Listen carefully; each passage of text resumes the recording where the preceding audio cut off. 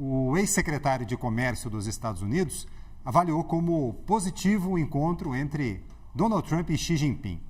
Segundo ele, a reunião recoloca as relações entre as duas maiores economias do mundo num eixo de cooperação.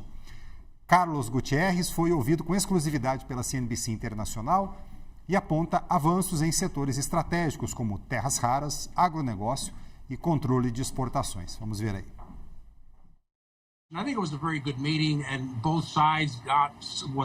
Acho que foi uma reunião muito boa e ambos os lados conseguiram o que queriam, pelo menos algumas das questões importantes. Mas não há dúvida de que as terras raras se tornaram uma questão importante para a China em termos de ferramenta de negociação. E eles estão usando mecanismos muito semelhantes aos controles de exportação dos Estados Unidos. Há um processo de verificação de para quem elas serão vendidas, se estão sendo usados para uso militar. Há uma certa burocracia, que é basicamente o que os Estados Unidos têm feito. Não há dúvida de que as terras raras se tornaram uma ferramenta de negociação muito importante. Os Estados Unidos conseguiram isso. O presidente Trump conseguiu as terras raras e a suspensão dos controles de exportação, bem como, o que é importante, a compra de soja. Os agricultores americanos não estão satisfeitos. Agora, os detalhes precisam ser definidos. Temos que ver a rapidez com que as compras serão feitas. Temos que ver com que rapidez as exportações de terras raras para os Estados Unidos acontecerão. A China, por outro lado, conseguiu uma suspensão e redução das taxas portuárias, bem como as tarifas de fentanil. Houve um pouco de jogo de cintura. Os Estados Unidos queriam que a China se comprometesse com uma fiscalização mais rigorosa dos precursores de fentanil. A China queria que os Estados Unidos reduzissem as tarifas antes de assumir um compromisso. E parece que eles chegaram a um meio termo e se estabeleceram em 10%, o que considero bom. Parece haver um compromisso de ambos os presidentes em fazer com que o relacionamento funcione. Isso pode ser tão importante quanto qualquer acordo específico.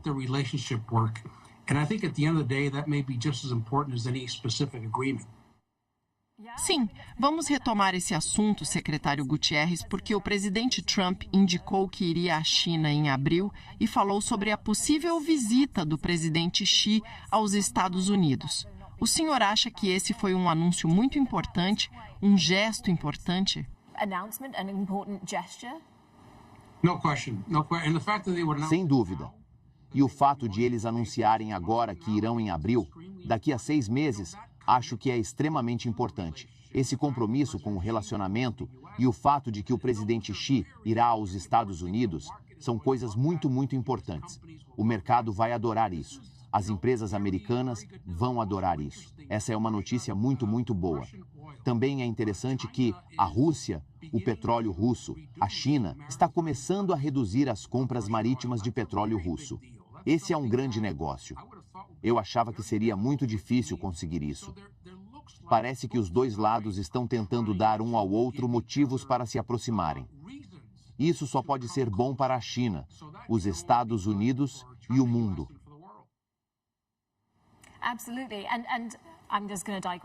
E vou me alongar um pouco sobre a questão do petróleo, porque também estamos ouvindo os refinadores da Índia começarem a falar em reduzir sua dependência e diversificar o uso do petróleo russo. Acho que essa é uma história muito interessante que está surgindo nas últimas semanas, no último mês, sobre a questão do petróleo russo e as sanções. Qual é a sua opinião sobre isso? O fato de que está havendo progresso em termos do impacto das sanções e da mensagem que está sendo enviada, não apenas pelos Estados Unidos, mas também pela União Europeia. Acho que essa é uma conquista muito importante, porque normalmente as sanções de países terceiros não funcionam bem, porque você está essencialmente aplicando sanções extraterritoriais a países que não gostam delas. A China não gosta disso. A Índia não gosta que lhe digam o que pode fazer e com quem pode fazer negócios. Portanto, acho fascinante que a Índia parece estar se movendo na direção de, pelo menos, reduzir ou suspender ou fazer alguns gestos que vão na direção solicitada pelos Estados Unidos, É também um reflexo de que o comércio entre os Estados Unidos e a Índia é importante. O que também será importante nessa discussão serão as compras agrícolas. A Índia não concordou com isso. Essa é uma questão importante para os Estados Unidos.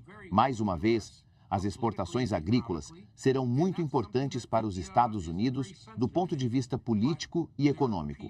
E isso é algo muito sensível para a Índia. Mas parece haver desejo de avançar, o que considero muito bom. Há pouco você mencionou a soja. O interessante é que os detalhes são importantes.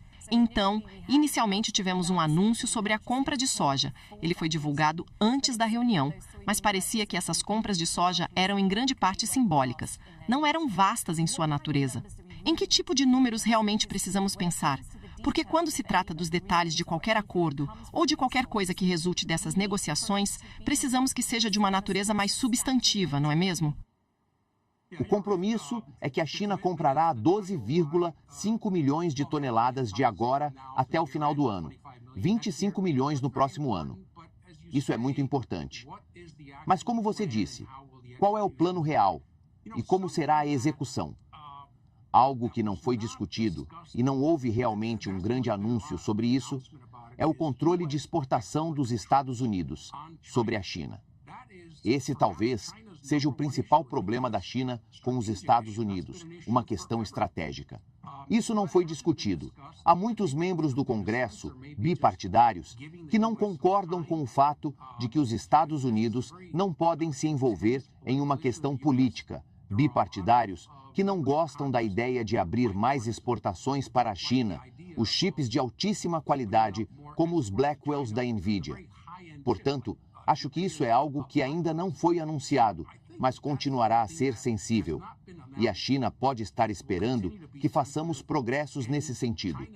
E esses são os tipos de coisas que podem atrasar as compras de soja, podem atrasar as exportações de terras raras. Isso precisa ser resolvido, e é por isso que essa pausa de um ano é importante.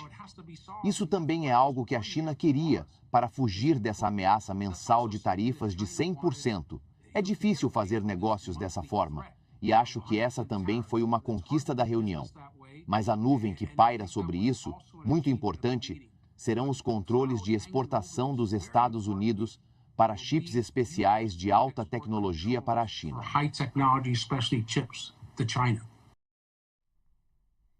5h56. Como nós vimos aí na reportagem, um dos pontos desse entendimento entre Estados Unidos e China, enquanto os dois países discutem um acordo comercial, diz respeito a uma retomada da China de compras da soja americana. Esse é um ponto que afeta diretamente o Brasil, porque no contexto da guerra comercial, quando a China deixou de comprar soja dos Estados Unidos em reação ao tarifaço americano, passou a comprar da nossa soja. Agora que uma das condições para essa trégua é que a China retome essas compras, o que é que vai acontecer com a venda, portanto, da soja brasileira para o mercado chinês? Sobre esse assunto, eu vou conversar agora com o Marcos Janck, coordenador do Centro Insper Agro Global. Marcos, boa tarde para você. Obrigado pela gentileza aqui da sua participação. Qual deve ser o reflexo direto aqui no Brasil, então, sobre essa trégua, mais essa trégua, né, entre Estados Unidos e China, no que diz respeito à soja? Boa tarde, Fábio, e a todos que estão aqui nos ouvindo. Na verdade, nós estamos voltando ao normal, né? O Trump, mais uma vez, se mostra especialista em colocar um bode cheiroso na sala, né? E depois tirar esse bode e as coisas ficarem exatamente como estavam, né? Foi exatamente o que houve na soja, certo? Na verdade, desde 2017, que os Estados Unidos a China elevou as tarifas para a soja americana, as exportações caíram bastante, depois eles deram uma isenção, desde que a soja fosse importada por empresas da China, né?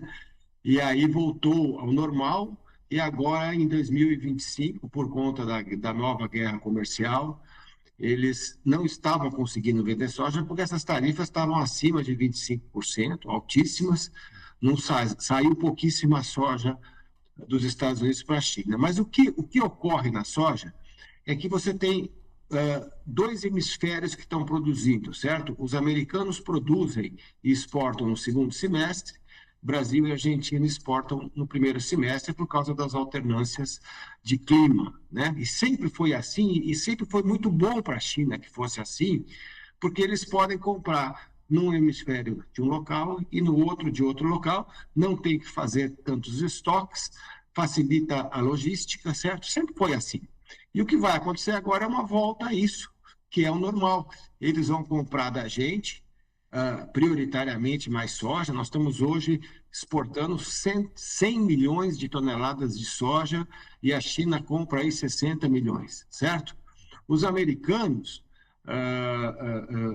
normalmente vendem 40 milhões, atualmente estão vendendo quase nada, e pela promessa, nos próximos anos, eles vão para 25 milhões, quer dizer, eles vão para menos do que eles já venderam no passado, mais do que venderam esse ano, eles não têm soja adicional para vender, a China veio buscar aqui no segundo semestre a soja que ela precisava, então é uma distorção completa que vai voltar ao normal.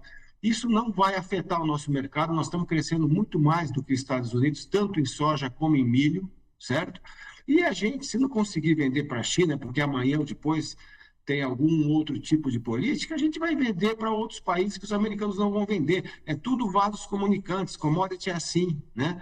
Então, eu acho que é uma volta ao normal com a China depois de um ano que, pela primeira vez, ela estava sem comprar soja americana no segundo semestre. Agora, pela sua leitura, a gente ainda poderia ficar com vamos dizer, uma herança positiva dessa guerra comercial? Ou a nossa venda para a China voltaria exatamente para o mesmo patamar de antes? Olha, eu acho que não volta porque a gente hoje representa 60% da exportação mundial e a China representa 28%. Né? E ela não tem muito condição de fazer a substituição nossa, porque eles estão usando muita soja internamente, inclusive para fazer biocombustíveis. Né? Então, eu acho que eles vão ficar nesses 25 milhões para a China, talvez uns 35, no máximo 40 para o mundo, que é o que eles sempre fizeram. Né? Então, eu acho que não vai afetar, a gente vai estar crescendo mais do que eles, desde que existam mercados para isso. Outro produto que a gente também cresce super bem é no milho, né? Porque você veja que esse ano a gente fez uma safra de soja de 170 milhões de toneladas e de milho de 140. O milho já está na cola da soja e é capaz até de passar a soja lá no futuro. Então, nesses dois produtos a gente cresce muito mais do que os Estados Unidos e por uma razão, a gente produz os dois na mesma área, no mesmo ano agrícola, coisa que os americanos nunca vão conseguir fazer, né? Então, eu não fico preocupado com isso. Eles também estão fazendo pressão para conseguir exportar mais carnes, né, os americanos, mas eles também estão num momento muito difícil da carne, é o pior momento dos últimos 70 anos, e a verdade é que o tarifaço do Trump prejudicou principalmente os produtores americanos, porque eles perderam o mercado de soja e de carne, né? Porque a China colocou aí barreiras. Eles têm hoje um aumento de custo de fertilizantes, de sementes, de defensivos, porque são muitos produtos importados, máquinas também, e estão com dificuldade de mão de obra pelo fato de haver as restrições de mão de obra lá nas fronteiras. Então, os custos dos americanos subiram, e eles perderam mercados, e foi exatamente a população que votou no Trump. Né?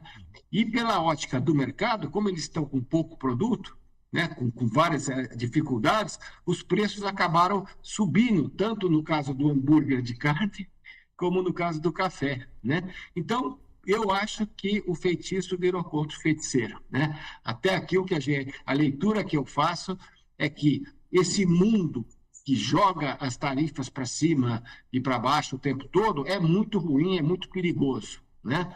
E eu espero que isso seja de alguma maneira solucionado. Mas a verdade é que, por enquanto, o maior impacto do tarifaço é negativo sobre produtores rurais e consumidores americanos. Marcos Janke, coordenador do Centro INSPER Agro Global. Marcos, muito obrigado pela sua análise aqui. Um bom fim de semana para você. Muito obrigado, sempre à disposição de vocês. Muito obrigado.